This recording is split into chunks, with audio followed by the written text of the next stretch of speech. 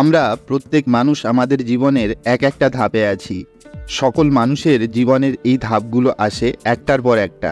যেমন আমাদের একদম ছোটবেলায় আমাদের শৈশবকাল, তারপর আমাদের ছাত্র জীবন, তারপর আমাদের কর্মজীবন, আমাদের সংসার জীবন, আর একদম শেষে বার্ধক্য জীবন। আমাদের রাস্তা আলাদা আলাদা হলেও গন্তব্যস্থল সবার এক। যেহেতু সবার গন্তব্যস্থল এক, একজন মানুষের জীবনের শেষ বেলায় এসে কেমন উপলব্ধি হয় আজকের ভিডিওতে জেনে নেব। জীবনের শেষ সময়ে এসে কষ্ট ছাড়া একটু স্বাভাবিক মৃত্যুই হবে শেষ চাওয়া। এক হাত জমির জন্য প্রতিবেশীর সঙ্গে ঝগড়া করাটা ছিল ভুল, এই উপলব্ধি হয় সবার। রাত জেগে মিথ্যা স্বপ্ন বুনে কারুর সঙ্গে চ্যাট করাটা ছিল ভুল। কাউকে কষ্ট দিয়ে কঠিন কথা বলাটা ছিল ভুল। দুর্বল কাউকে ভয় দেখিয়ে নিজের ক্ষমতা দেখানোও ছিল ভুল।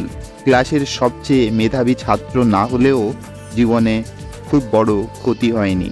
অনেক টাকা রোজগার করতে না পারলেও বড় কোনো ক্ষতি হয়নি।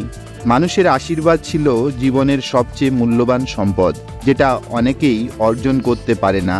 মানুষের মনে কষ্ট দেয়াটা ছিল সবচেয়ে বড় ভুল।